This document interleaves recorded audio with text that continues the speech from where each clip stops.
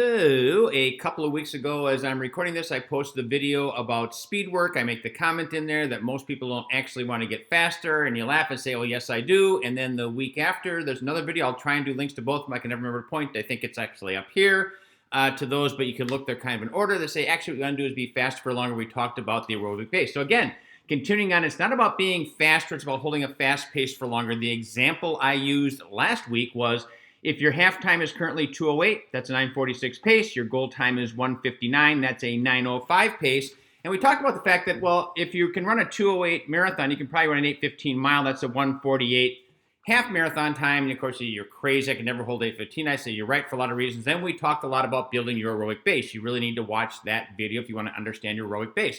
So now let's say you've spent 12 weeks building this great aerobic base.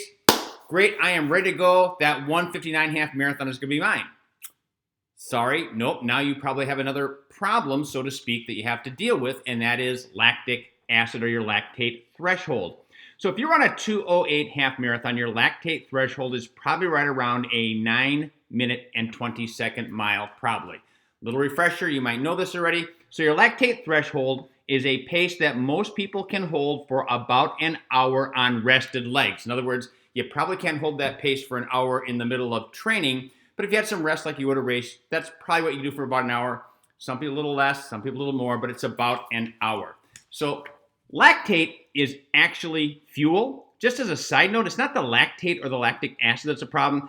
Hydrogen ions are created when the lactic acid is formed. That's what the real problem is. Lactate's actually a good thing because it's a fuel you can burn off.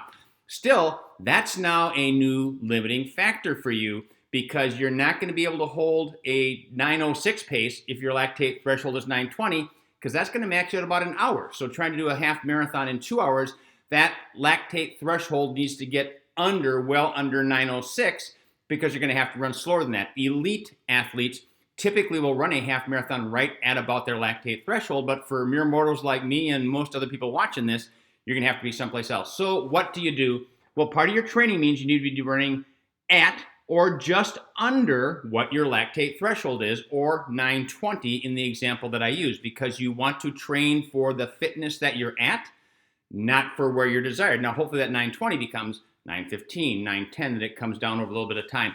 So 2 ways to do that. One is steady runs at your lactate threshold, typically 20 minutes, sometime a little bit more, but 20 to 30 minutes is usually about all that you need to do at that. In marathon training, sometimes we'll get up above that towards the end of training, but generally speaking, even 20 minutes feels like a pretty good workout. So you're going to have some 20-minute runs right at about 9:20. You can also break these into intervals. When you do it in intervals, you're usually at that 9:20 or maybe just faster, but not too much. And you're typically looking for about 30 to 40 minutes of accumulated time. So maybe you're going to do 3 or 4 by 10 minutes rather than 20 minutes steady. The recovery time on those is typically very short.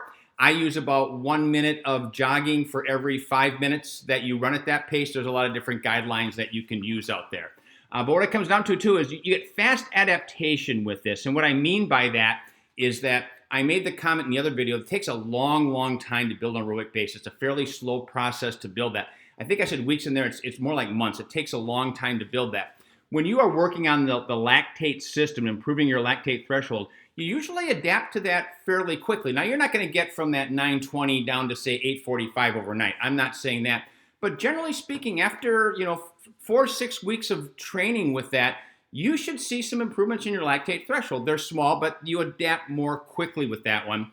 Generally speaking, you're going to hold it to about 10% of your weekly mileage within a particular workout. Most people aren't going to do lactate threshold workout more than once a week. More experienced people might, marathon runners might, but generally it's one of those things where it doesn't take a whole lot of it, and doing more of it doesn't help because your body can't adapt fast enough. So now that you've developed this big aerobic base and you're going to continue to maintain that aerobic base, the slow and easy running is still important. You start adding in those dashes of work at lactate threshold, and that's also going to help you on your path to not just being faster, but holding a faster pace for longer.